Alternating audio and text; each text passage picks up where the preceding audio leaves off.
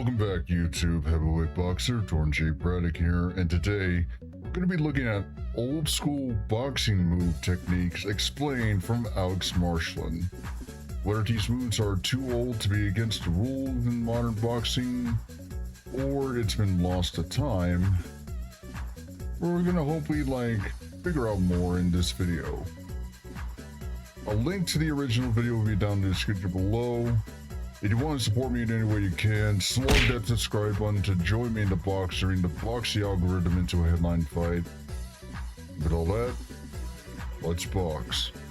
Certain old-school boxing techniques have now been lost to time, whether outlawed by the modern rulebook for being dangerous or simply being too risky to pull off. There are punches, guards and feints now consigned to the annals of history. So let's delve into every technique I could find trawling through old boxing manuals from both the gloved and bare-knuckle eras, before evaluating whether they could be used successfully nowadays. Please leave a like for the algorithm. The corkscrew punch is an interesting one. Though not entirely extinct, it's very rarely used nowadays. Invented by Kid McCoy fighting from 1891 to 1912, the punch essentially mimicked a jab being launched over or under the opponent's guard while stepping forward. Yet throughout the punch, the thumb would go from facing upwards at the start to facing downwards upon impact, twisting the arm and shoulder simultaneously like a corkscrew. McCoy found the punch was especially effective in bare-knuckle boxing as it caused lacerations and cuts on opponents, alongside damaging their eyes upon impact. But it was still useful in gloved boxing.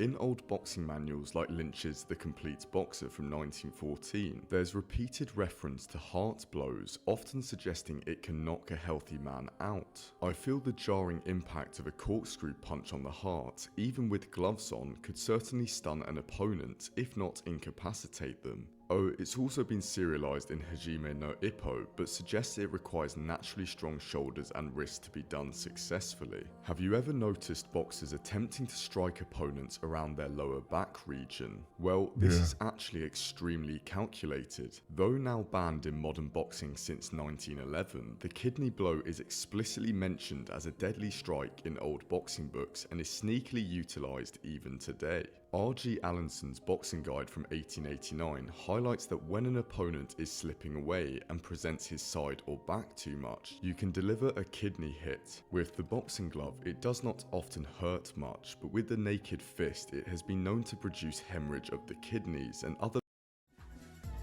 Okay, that's interesting.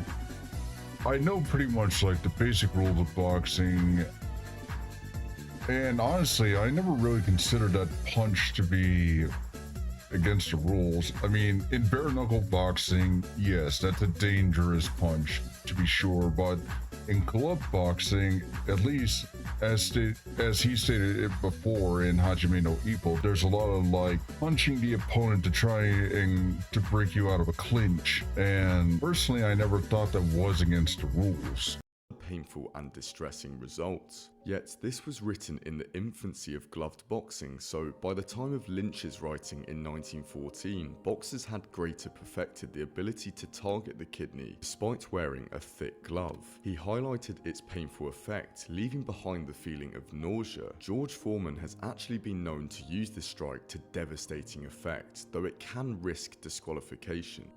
Now, I love exploring boxing culture in countries and have therefore created a retro Cuban boxing t-shirt. If you are somewhat interested and want to support my project, please consider purchasing one. I'd greatly appreciate it. The Shopify link is down below. As R.G. Allinson cites, the point over the jaw hit that was a great head jerking shirt. affair. This strike was often deployed in bare-knuckle boxing to great effect, which makes sense through examining the old boxing stance deployed. The extended front arm would jut out, with the palm facing upwards, striking the opponent's chin with some force. Though not the most powerful punch, bare-knuckle brawlers rated it as it messed with the opponent's equilibrium, unsettling them and giving them a minor concussion concussion basically. As the blow travels upwards, it forces the individual's head backwards, naturally damaging them in the process. It's thrown like an open palm strike, but with the fist closed and upside down. It's largely fell out of favour with the introduction of gloves, as throwing an inverted jab exposes the side of the head, with the shoulder dropping in the process. Whilst reading, multiple manuals have referred to a special feint used, but provided no specific name for it. So I'm calling it the peeping Tom, for a laugh basically, as it involves ducking rather low to the left of an opponent, inviting an uppercut on that side, before straightening your head and bringing your left hand into the opposition's face. It's said to take remarkable speed and smartness to pull off.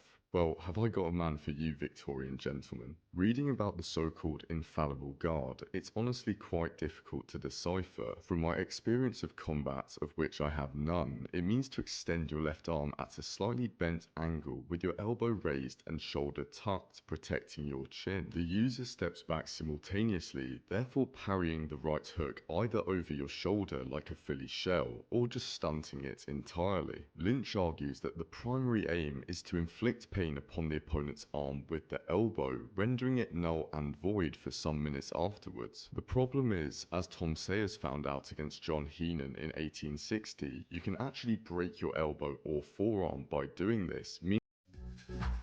Yeah, because that honestly looked like a high elbow guard. Like, elbows are usually deployed, in terms of boxing, it's meant to be deployed when protecting the body, but when you like raise it up to your head, which is kind of like a fake elbow strike in Muay Thai, that honestly leaves your side very exposed. At least that's what it looks like to me. But Meaning there's inherent risk. It also nullifies a counter being launched with that arm entirely. I'd actually say this appears like the precursor to the Philly shell, which simply parries with the shoulder, leaving the arm free to return fire. R.G. Allenson makes several references to the hook hit. Unlike the modern hook, which sees the forearm land at a 90-degree angle to the upper arm, the hook hit lands slightly straighter. It's thrown with only a slight bend, basically being halfway between a straight shot and a modern hook. Allenson explicitly states that you should never make use of the hook hit, believing there's little power in it and it can disable your arm against your opponent's elbow or shoulder, whilst also leaving you vulnerable to a cross counter as you're in closer. But Allenson does advocate for how to deal with it, suggesting the contracted arm hit in response, driving your punch into their ribs or stomach with full body weight behind it. Weirdly enough, I do feel the strike sort of resembles Razor Ruddock's smash punch, as it's a mixture between a straight and an uppercut, but he'd skillfully transfer his weight and rotate to generate the power. However, the hook hit makes no mention of this, so I think it would be relatively useless nowadays. In June 18... You guys can't see it with my arm since I don't have tracking, but it kind of looks like they just use the shoulder and kind of like also rely on the opponent's momentum, whether there is any. So yeah, there's not enough weight behind it, so I can see why that could be a very tricky punch. 1824, England's Tom Spring fought bare-knuckle against the Irish champion Jack Langan for 49 full rounds. After winning, Spring's hands were like raw meat, yet he had utilised the Harlequin step, putting himself just within reach of his opponent, then ducking under the instinctive punch while simultaneously firing at the body with a short jab or hook. This move is obviously now common in boxing, enabling fighters to target the body and lower the guard in preparation for a knockout. So there you have it. Having trawled through a bunch of old boxing manuals, God, I do need to get a life. I've assembled every boxing technique I could find. There were a few others, like the cross buttock and the lock, but these essentially refer to wrestling moves, which are obviously outlawed in today's boxing game. But have I missed any? Please leave your thoughts down in the comments below. That's it for the video, guys. Thank you so much for watching, and please consider checking out the t-shirts down below. That's it. Thank you very much. All the best. Cheers.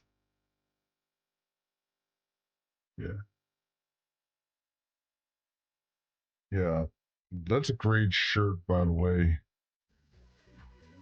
Okay, Honestly, this is not what I thought it would be. Like, I thought he would go more like into more history of boxing in general, but I never thought he would cover like bare-knuckle boxing. I know that that form of boxing is not permitted in today's boxing because fighting bare-knuckle is very dangerous, but I appreciate vintage. And let's be honest, if you're a bare-knuckle boxer, you have to be pretty tough as nails. The only like punch that I kind of feel like that I'm a little iffy on, because at least from what I've read, is like kidney punch. In bare-knuckle boxing, yes, that can be a very dangerous move, and I can see why that'd be a little bit prohibitive. But in today's modern boxing, I've never seen like any instances of it. I'll probably have to read that up myself, because like I said, I only know it the standard, like no prohibited punches. I meant to say prohibited. That was every old school boxing technique from Marsland. If you guys like this video and want to support me, jab that like button, slug that subscribe button, and go check out the original video link once again down in the description below, and go subscribe to their channel. Thanks again for watching, and I'll see you next time.